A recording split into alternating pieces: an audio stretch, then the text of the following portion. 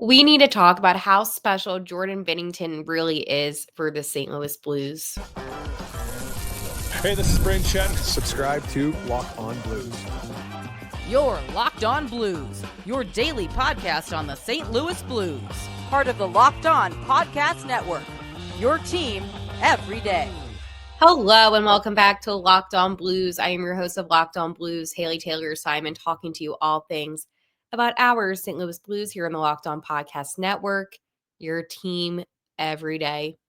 I want to talk to you about Jordan Binnington to start off today's episode, a strong battle with Philadelphia, and time to ground the Jets. It is a lot, and we do have a lot of fun things to discuss about the Blues. I'm also going to throw in some prospect talk throughout the episode, but didn't have a specific segment for that one. So again, a lot to discuss today on Locked On Blues. And today's episode is brought to you by Gametime. Download the Gametime app, create an account, and use code LOCKEDONNHL for $20 off your first purchase.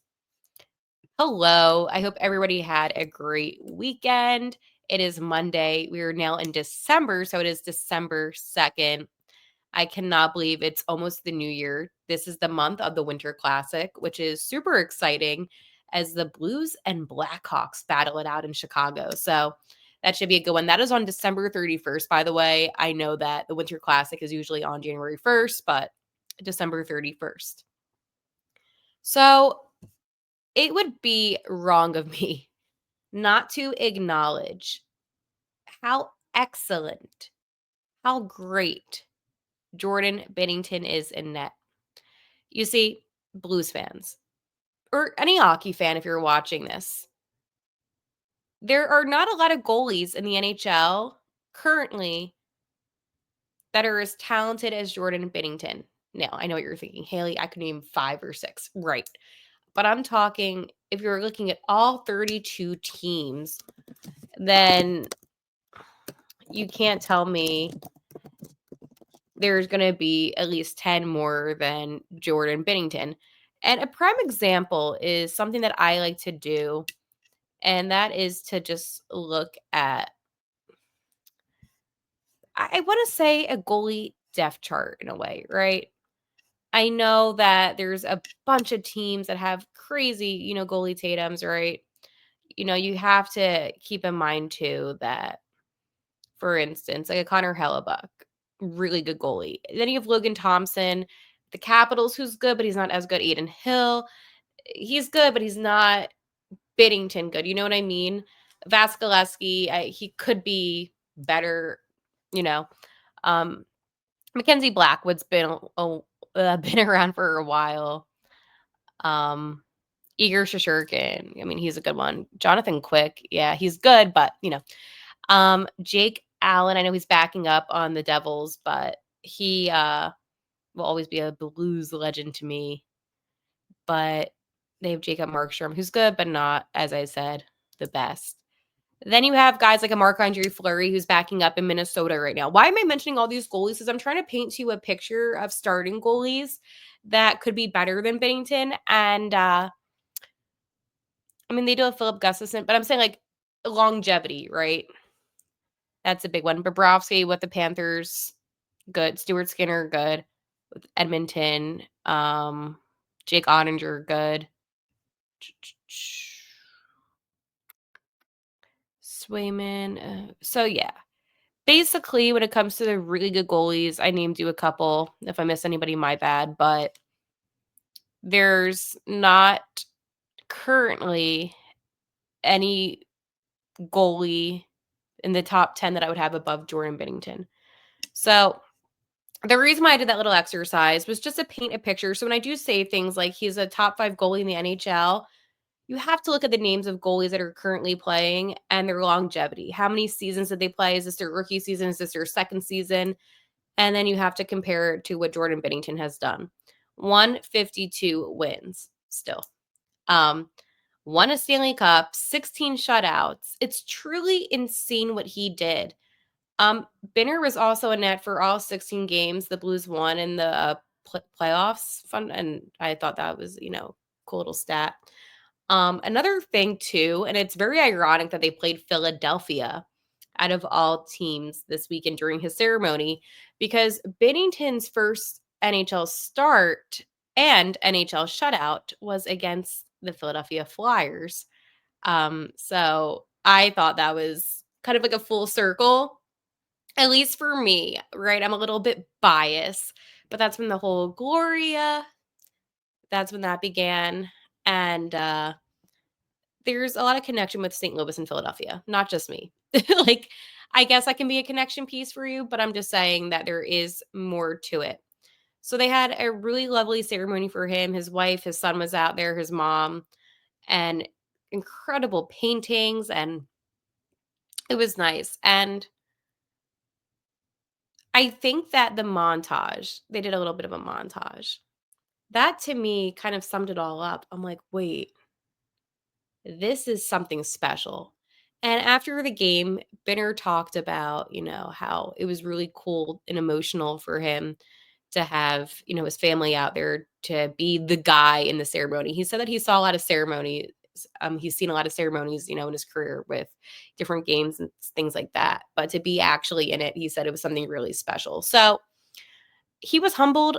Not humbled, but he was, what's a good word? He was maybe appreciative. That's a good word, of what the organization did for him to celebrate his 152 all-time wins leader. And you think about how we played in that game, and I'll talk about the Battle of Philadelphia. But time and time again, he just displays this excellence.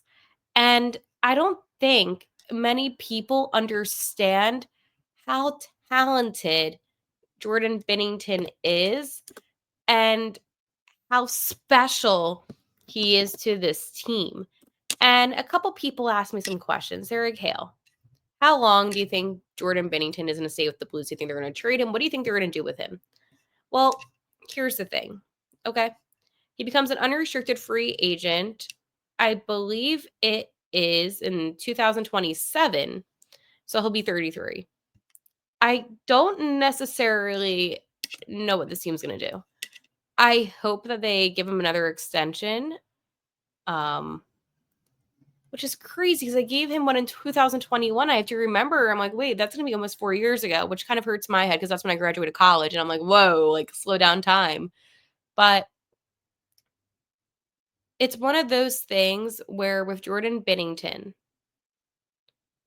he still plays and produces as a goalie in his prime. And I think that it would be really foolish for anyone to say, get rid of him now. Yes, he could bring in value. And I've said that all the time. I always say that about Binnington. Of course he can bring in value. He's Jordan Binnington. However, at the end of the day, is it worth not having him? And that's the question that you really need to you need to think of that one. Is it worth going and getting another goalie? He's been on this team now for 8 seasons, okay? And here's the thing. He's too valuable to get rid of. What are you going to get? A draft pick? Okay, well, how do we know that this potential prospect is going to pan out? You don't know. And that's the whole thing. It's that when I think about the upcoming draft, and I'm not trying to be harsh, but these kids are not as talented as a couple of seasons ago for that draft class. Not the 2024, the 2023. That was a really talented draft class. I'm reading bios, sportsology, Russ. I talk with him. They're just not as talented as that specific class.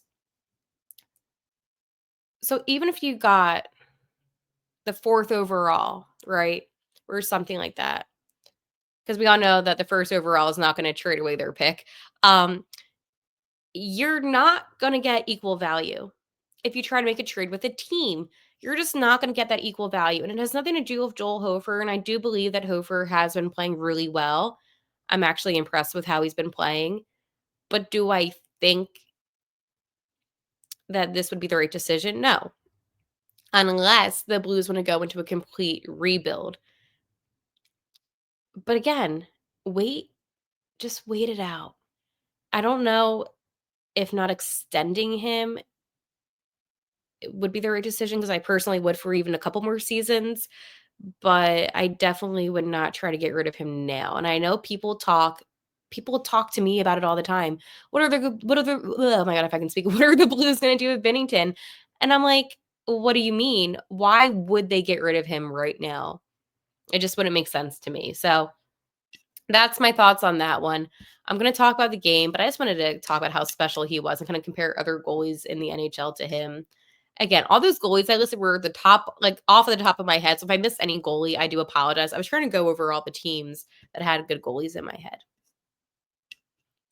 Get ready to tackle the NFL action with FanDuel, America's #1 sports book.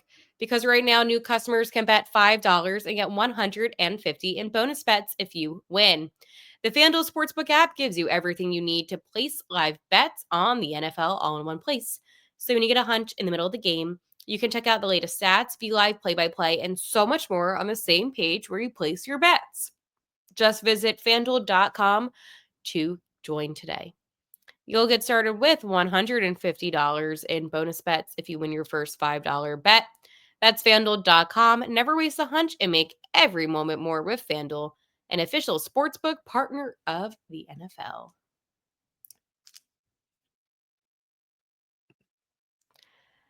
The Blues had a 3-2 overtime loss to the Philadelphia Flyers. You know, Coach Montgomery did say that the team started off slow, which I do agree with him on, but he was proud about how they battled back. To get a goal, Jake Neighbors got a goal with 18 seconds left in the final frame. That speaks a lot to this team's character and who they are as players. Even, Dylan Holloway said it, that it just was such a huge momentum boost for the team, and Binnington was proud of the efforts that were made. I know there was a lot of people that say they need a win for Binner. Coach said it. The players say it. Everyone says that they all need a win for him. Absolutely. I mean, he had some phenomenal saves in that game, especially the one against Sean Couturier in the second frame. That was unbelievable. That might have been a save of the season, honestly. But when it comes to this team, they need to attack early and they need to just continuously attack the net. After the game, Jordan spoke about the Matvey Michkov goal, which only took 28 seconds. And he said that he's going to be thinking about that one for a while. He thought he had it. He did. But Matvey Michkov, he was able to get it in with a little bit of a backhand, and it just got right past Binnington. Like, there was no way he could have stopped that. Seriously, that was one of those goals where, like, you just could not stop it. But I think back to some of the saves that Binner did make, and he really kept the Blues alive in this game. If it wasn't for the saves that he made, the team would have been down for nothing at one point. Like, seriously, like, it was one of the, like, I was looking back at the game and rewatched it because I rewatch hockey games because I don't have a life. No, I'm joking. I do. I just like to sometimes rewatch things. And it was bad. Like, if it wasn't for him, it would have been bad. Now, I'm not saying that Joel Hofer wouldn't be able to do that, but it takes a really special player to make some of the saves that he made. Anyways, Jordan did say that the Flyers goalie Alexei Kolosov did play well in net, and he did. Brandon Saad had a really close opportunity in the first frame, and I thought that it was going to go in. But the thing is with Philadelphia, they don't have a normal goalie situation. They have Sam Ersson as their starting goalie. He's injured. So then they have been rotating between Ivan Fedotov and Alexei Kolosov. This is like their first season. I mean, I know Fedotov played a handful of games last season, but like these are like these guys' first seasons. And it's truly insane when you think about like goalies, when you compare the Blues' Tatum with Binner and Hofer to Philadelphia's three-man rotation at the moment because Harrison's out. And it's night and day. But I mean, Kolosov was able to hang in there and he actually played a really good game in net against the Blues, which was kind of surprising. But again, the Blues had opportunity. And I'm not blaming a specific player. I'm not blaming anything specifically. I think as a team collectively, they just have to attack more immediately and they have to have stronger starts to the games. And I know that they're a team that plays tougher in the final frame, but at least for me, I don't know about for you. It would be nice to have a lead and kind of maintain that lead and not let that lead go away and just win a game in regulation and call it a day. But Binnington said it, Holloway said it, a lot of the guys said it, that this was a really fun game against the Flyers, and it was an exciting game. And usually after a loss, you wouldn't really be, I guess, excited about not winning. I don't think they were excited about not winning. I think they were just more excited, especially from Binnington's perspective, more so that it was a very competitive game. He made a lot of great saves. So personally, he had a great game, right? They still got a point. And Binnington didn't mention that they still walked away from that game with a point. Since Coach Montgomery, they've been on a 3-game point streak, so I'll give them that. But I think it's one of those games where you had a lot of opportunity. And for what it's worth, the confidence that this team now has, you were able to score with 18 seconds left in regulation. There's so much that this team is capable of doing. If you can do that, you can do so much more. You can do so many things. And I hope it gave the guys some extra confidence. Yeah. Like I was thinking about it because I'm like, okay, how do you walk away from a loss and be positive? But now they know, hey, if you continue to put pressure, you can score. You have the ability to do that, even if time is winding down. So hopefully that is a takeaway that they had. I know for me, that was my biggest takeaway was this team actually has a lot more fortitude and grit than I thought. And it was a great sequence of play. It really was. And for Jake Neighbors, that was a big, big goal for him. And it's frustrating because, again, like a game like that, you have a comeback in the final frame. You want to be able to, get the 2 points, but sometimes it doesn't work out. Obviously, Dylan Holloway's goal in the top of the third period, well, halfway through the third period, was a good goal as well. But, I mean, Alexei Kulisov with 25 saves for Philadelphia and Binnington with 28 saves. Like, it was a lot of shots on goal that were good shots on goal. And, of course, that Matvey Michkov goal, I mean, unbelievable. And I slowed down the frame. Like, you really have to understand, I went in the 2-hole, but it was like a nice, beautiful backhander. And there was no way he could have stopped it. I mean, I'm sure that I know he could have stopped it. I get that. But that was a really difficult goal to stop. And another things that I want to talk about, total time on ice, right? I know we talked about some players and their ice time. Ryan Suter still have 20 minutes. We only saw Kessel and P.O. Joseph on for about 11 minutes. Justin Falk was on the most for defense with 25 minutes. We'll look at our forwards with the least amount of time on the ice. It is Texier with 9 minutes. And then with 21 minutes, it was Robert Thomas. So he takes his time back with total amount of time on ice. Another player, honestly, that I don't think we're talking about enough is actually Brandon Saad and how I think he's actually really excelling this season. I know it may not seem like that because he hasn't scored anything. I mean, not scored. He has scored, but he hasn't. How do I say this nicely? He hasn't done too many crazy things. I meant to say, he did get an assist against the Devils, but he hasn't scored. I meant like lately. 4 goals, 5 assists on the season, 9 points.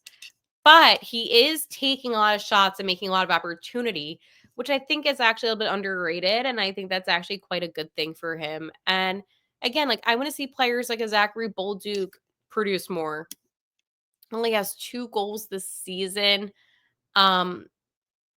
Listen, at the end of the day, I understand, you're not going to always capitalize, but it just would be nice for him to get some more. And even Captain Braden Shen, I think he's been playing some good hockey. It's crazy. I thought he had more goals than he does. He only has 4 goals, but Shenny has 8 assists. So, I mean, again, He's -6 for plus minus, not great for the season, but I am seeing improvements with how they're playing, not necessarily the statistics and the numbers. So that is heading in the right direction. I'm going to talk about my friends over at PrizePicks. You can now win up to 100 times your money on PrizePicks with as little as 4 correct picks. PrizePicks is the best way to get action on sports in over 30 states, including California, Florida, Georgia, and Texas. PrizePicks is the best place to get real money on sports action. You can join over 10 million users and sign up today. PrizePicks invented the flex play, which means that you can still cash out if your lineup isn't perfect. You can double your money even if one of your picks doesn't hit. PrizePicks now offers Venmo, so you can make some quick, easy to try withdrawals and deposits. Sign up today and get $50 instantly when you play $5. You don't even need to win to receive the $50 bonus. It's guaranteed. PrizePicks also offers weekly promotions that can lead to big payouts like Taco Tuesday. Each Tuesday, PrizePicks discounts like player projections up to 25% to provide even more value for your lineups. So this is what I think is going to happen this week. What if we have Jack Hughes for more than 4 shots on goal? All right, we have Panarin for more than 1 assist. Okay. They also have the Thanksgiving free square. Thanksgiving happened, but you can always do Tyreek Hill only needs to receive half a receiving yard for projection to hit. I did that and it hit, so definitely check it out. Download the app today and use code LOCKEDONNHL to get $50 instantly after you play your first $5 lineup. Download the app today and use code LOCKEDONNHL to get $50 instantly after you play your first $5 lineup. PrizePicks, run your game. The Blues have their most challenging game yet in a while. Hi, this is not going to end well. Yeah, the Blues and the Jets tomorrow. I know what you're thinking. Haley, this is an automatic L. Probably. Probably. But no, the Jets are dominating the NHL, and I am actually really nervous about this game. So they play each other 3 times this. Did they play each other already? No. I don't know why I thought they did. For whatever reason, I'm like, wait, they definitely did not play them. So yeah, no. Tomorrow they're in Winnipeg. I'm a little bit nervous, and by a little bit, I mean a lot of it. So here's the thing. I want to say that this will be a game that the Blues could potentially win. Yeah, they did play the Jets. Yeah, I was right. It was 3-2 in October. I was right. I know they played 4 times. I'm like, wait, they definitely played. The Jets are 18-7. Okay. Here's the thing though. They're on a 3-game losing streak. So like technically they're kind of down bad right now, right? They lost to the Dallas Stars 3-1. I think here's the thing. The Jets have gone 12-7 since they faced the Blues, right? A 3-game losing streak to me. So it's 2 things. 1, it's going to be a complete blowout for the Blues tomorrow, or St. Louis might have a chance. I don't necessarily think the Jets are a bad team at all. I think that just sometimes flukes happen, right? Like, let me go break it down for you about how the Jets have been doing, okay? They lost to the Stars 3-1. Dallas is a good team. They lost to the VGK. VGK is a good team 4-3. And then they had a 4-1 loss to the Kings. Now, I know what you're thinking, Haley. The Kings. I know the Kings are not the best, but what I will say is this, losses do happen. The loss against the VGK was a very close game, and then Dallas is a good team. So I can justify it. It's hard to win out in the NHL. And I know it seemed like the Jets could do that for quite a while, but I do think at the end of the day, they still have just amazing talent. I mean, I don't know who's going to be I don't know if they're going to have Hellebuck and net tomorrow. I don't know. But they have a lot of good players. Okay. And besides that, they know how to win. And I think most importantly, that's what makes me nervous about this team. Adam Lowry was the only goal scorer, by the way, within the first 4 minutes of the game, and that was the last one. And that was his 6th goal of the season, so good for him. But Kyle Connor, obviously, 3-game point streak. He's always an issue for us in St. Louis. Braden Shed, by the way, is 1 point away from earning 400 points. Holloway has a 3-game point streak. And with a win in Winnipeg, right, if this happens, Jim Montgomery would be the second coach in franchise history to win the first 3 road games to start his Blues tenure. Ironically, it was Mike Yeo going 5-0-0 on his road streak. And he kind of sucked. So that's that. I'll talk more about the game tomorrow. Just a quick little overview. I don't know why I forgot. I was like, they definitely did play Winnipeg, and you could tell that I was like, wait a minute. All right, I will talk to you tomorrow. And like always, let's go Blues.